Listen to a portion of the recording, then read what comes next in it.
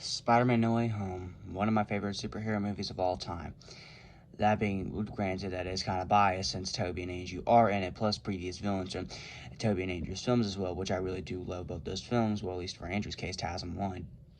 However, although to me No Way Home's a really good film, though, I feel like there could have been one more villain to really round up this lineup, though, and could have finished it, and could have been some great character development for his character along with Andrew's. That being Dane DeHaan's Green Goblin. Now, well, I'm not a big fan of him, and neither are, and most people aren't either.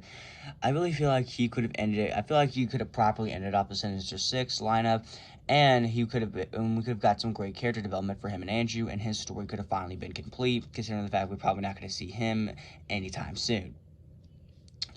Plus, with this, he could probably also have some really good. He could probably have some tension with Willem Dafoe's version of the Goblin, and he could even have some cool interactions with, say, Tobey Maguire's Spider-Man and Tom Holland's Spider-Man, with Tobey Spider-Man specifically talking about their version of Harry. So what if events went differently? What if Dane DeHaan's Green Goblin was in Spider-Man No Way Home? Okay, so the film starts out as it does in the original timeline, though, with Peter's identity getting revealed due to Mysterio, him having to head back home, everyone getting damage control, taking Comics, getting a bunch of his stuff, as well as deactivating Edith, him trying to get into college with MJ and Ned. However, he wouldn't be able to due to the controversy around the time, and he still goes to Doctor Strange. Doctor Strange still attempts the spell, only for Spider-Man to interrupt it. Because as he kicks Spider-Man out, and Spider-Man still has to fight with Doc Ock. So everything there is still playing out the same, and Spider-Man does be Doc Ock, and the two of them do get teleported back to the Sanctum Sanctorum, where he also sees Lizard captured. However, Doctor Strange would end up saying that a few people slipped through the cracks. However, unbeknownst to him, there was actually an additional person that also slipped through the cracks. He ends up telling Spider-Man that he needs to go find these other villains, and Spider-Man would also tell Strange to get him Ned and MJ, which he would, obviously annoyed. We then see Spider-Man heading out to go take on these next villains, and he would end up taking on Electro with Sandman's help. However, this is where the differences begin. Rather than Sandman and Electro and Spider-Man talking to each other, though, a pumpkin bomb goes nearby, and an explosion goes off, with Tom and Spider-Man going crazy, and the three of them look up to see Dane DeHaan's Green Goblin laughing, telling Spider-Man that it's the end of the line and that he's going to pay for what he did to him. Spider-Man, of course, confused, would begin to fight Dane DeHaan's Green Goblin, with Sandman helping him, though. As well as just DeHaan's Goblin would end up looking, saying, Max, like being shocked, and Max looks completely different though. However, Electro couldn't do anything since his power got deactivated temporarily. That's because the Sandman and Spider-Man would manage to apprehend and defeat Goblin, and he would get teleported back to the Sanctum Sanctorum along with Electro. Sandman, obviously extremely confused, would end up asking what the hell did he do to him. However, he would also end up getting teleported back to the Sanctum Sanctorum as well, with Spider-Man trying to fix up the damage that he caused while fighting Green Goblin, Sandman, and Electro. We then see back at the Sanctum Sanctorum where a similar scene plays out, though, with Ned and MJ asking the villains about their past, Doc Ock explaining what happened to him. However, Doc Ock would end up pointing something out to DeHaan's Goblin, saying that you look similar to his version of the Goblin, as would Sandman. However, DeHaan's Goblin would end up saying that, really, you have your own version of the Goblin. And he was saying, yes, Norman Osborn. Now, DeHaan's Goblin would be shocked since his father didn't become Goblin. Now, before you mention The Amazing Spider-Man Kraven, the prequel to TASM 2, technically, since that film doesn't release, I don't count it. So, his father didn't become the Goblin at all. As well as this, Electro would end up talking about his plan, how when they were fighting Spider-Man, when he was whooping his ass, him and Goblin ended up teaming up, though. He ended up asking Goblin, what did he do afterwards, after he ended up getting blown up, almost getting blown up? Goblin would end up saying that he ended up throwing Spider-Man's girlfriend down the clock tower, but he got teleported here before he could even attempt it, as he was going to. We also see the Lizard interacting with this, and with DeHaan's Goblin even having a little bit of an interaction with the Lizard, saying that, I can give you a real makeover, with DeHaan saying no. We then see Tom Spider-Man heading to Fisto to Aunt May, and he would end up meeting Norman, with May telling him to watch Norman and bring him back to the Sanctum Sanctorum, which Spider-Man does. We then see him bring Norman back to Sanctum Sanctorum, and DeHaan's Goblin would end up saying, so, you're my alternate version of my father. Now, the Willem Dafoe's Goblin will be extremely confused, asking, what are you talking about? And DeHaan's Goblin will explain how in his universe, he's actually Harry Osborn, and he became the Green Goblin in his universe, and how his father died from the Osborn disease. Norman would be shocked by this, saying, the Osborn what?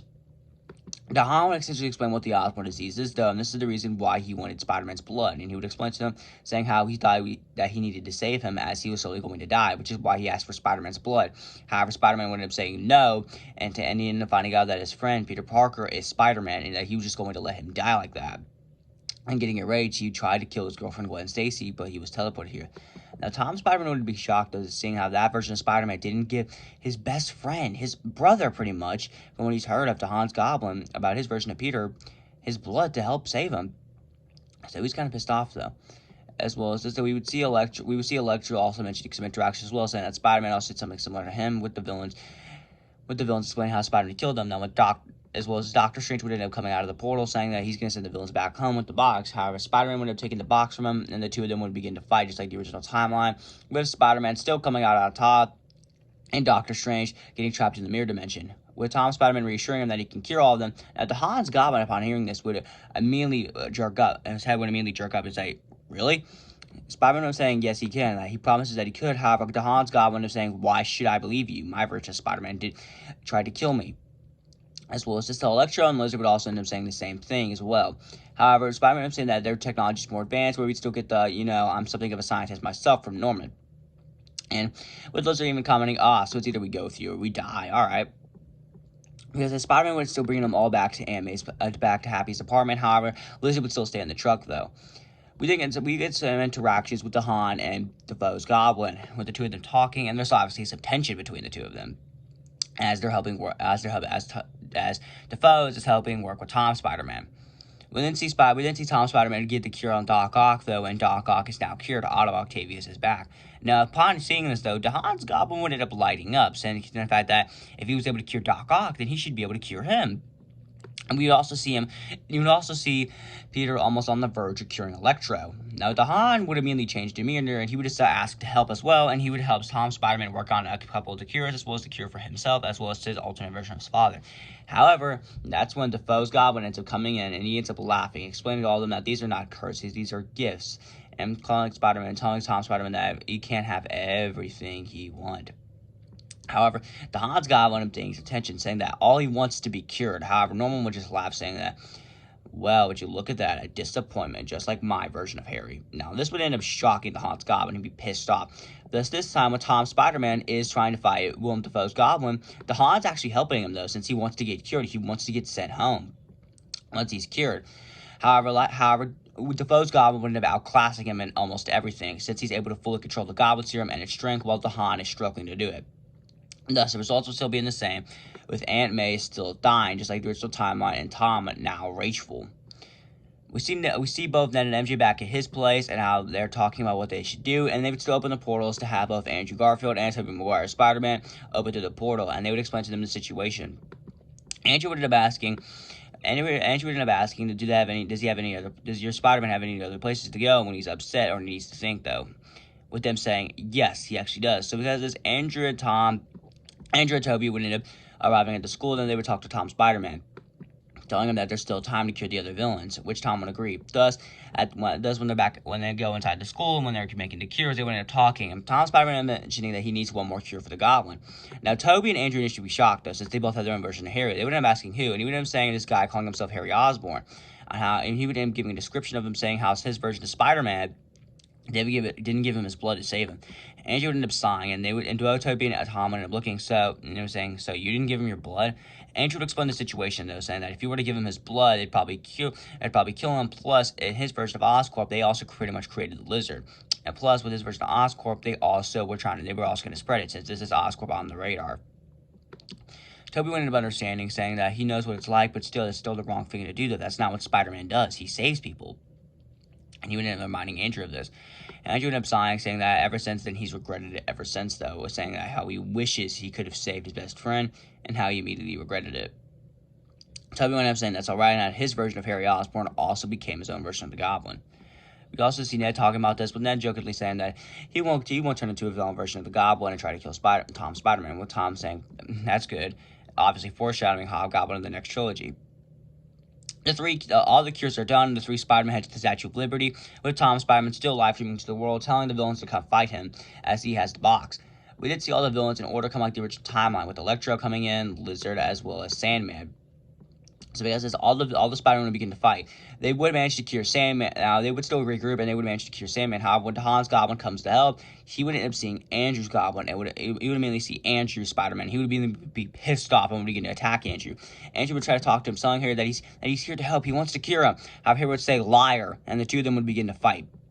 Close quarters combat. Now Peter is in the middle of holding back and not holding back. Since on one hand, it's his best friend, and how he wasn't able to cure his best friend, and now he has the chance. But two, his best friend also killed his girlfriend. But Andrew does realize that if he would have gave Harry his blood, he would have survived and wouldn't have become evil, and thus Gwen would have survived. So Andrew Spider-Man does kind of realize that, with Tom Spider-Man also pointing that out. Andrew would end up talking to his version of Harry, telling him to calm down and that if they work together, they could cure him. Now, Dehann's Goblin obviously hesitate, would agree, and thus he would team up with the Spider-Man, and they would manage to cure both Electro as well as Lizard with the help of Doc Ock carrying Electro. Now, right when everyone was almost cured, though, and Dr. Strange would open the portal, telling them that they're going to be sent back home, Dehann's Goblin would say, "Cure me first, then you can send me back home." However, before anyone could say anything, Defoe's Goblin attacks and ends up throwing a pumpkin bomb in the box, blowing it up, and MJ would begin to fall. Tom Spider-Man would still try to save her, but failed. But just like the original timeline, Andrew would come in and save MJ. Him and Tom Spider-Man would still have their final fight. However, Dehann's Goblin would also end up fighting Norman for a little bit, as with Toby. The two of them, Toby and Dehann's Goblin, would team up to take out Norman. However, Norman would get the best of them, only for Tom Spider-Man to come in, blowing up the glider. And the two of them would have their standoff similar to the original timeline, with both of them brutally beating down each other, and Tom almost killing Defoe's Goblin, but Toby would come in and save him, only for him to be stabbed by Goblin. However, Dehann's Goblin would end up launching the cure at Tom, and he would end up using it, curing Defoe's Goblin, and Andrew would end up turning to Harry, saying, "You ready?" And Dehann's Goblin would end up saying yes, and Andrew would put the cure at him, thus curing Harry. Harry Osborn has now returned, and the two of them would hug it out, with Harry saying that he's sorry, and Andrew saying, "No, I should say sorry, because if I would have gave you my blood, Gwen would have survived." However, Toby and Tom would end up turning. Toby and Andrew would end up turning their attention. Tom and Andrew would end up turning their attention to Toby, as he would end up helping them up, as well as Tom would end up hugging them by, and would end up helping Strange, telling them to cast a spell to make it forget that Peter Parker even exists. Now, Strange, although hesitant, would agree eventually, and thus he would end up casting the spell. And everyone would get teleported back home to their universe, and everything in No Way Home would play out the same at the finish. Thus finishing, what if Dane DeHaan's Green Goblin was in Spider-Man No Way Home? So I hope you guys enjoyed this video. I feel like I've been wanting to make this video for quite a while, as personally to me, when No Way Home was getting hyped up, though, some of the villains that I was hoping to be in it, though, surprising, one of them was Dehaan's Green Goblin, Tom Hardy's Venom, as well as Scorpion and Mysterio. I was hoping one of them would be the final member of the Sinister Six lineup. Granted, we didn't get that, but the reason why I wanted to have Dehaan's Goblin is that I feel like the cure aspect will end up working great for him, as all he wants to do in TASM 2 is just to be cured of the Osborn disease. And I feel like with this, he would have a second chance to get cured. Plus, it would be interesting to see his interactions with Andrew after TASM 2 and Gwen's death. As we know, his version of Harry was locked in Ravencroft for quite a while until TASM 3, which we haven't gotten. Well, if you want to put this in my version, that's my universe, so the Spider-Verse saga, you can. But anyway, that's it for this video. Make sure you guys go ahead, like the video, subscribe to the channel, comment down below what you guys think would happen if Dane DeHaan's Green Goblin was in No Way Home, and I'll see you guys in the next one.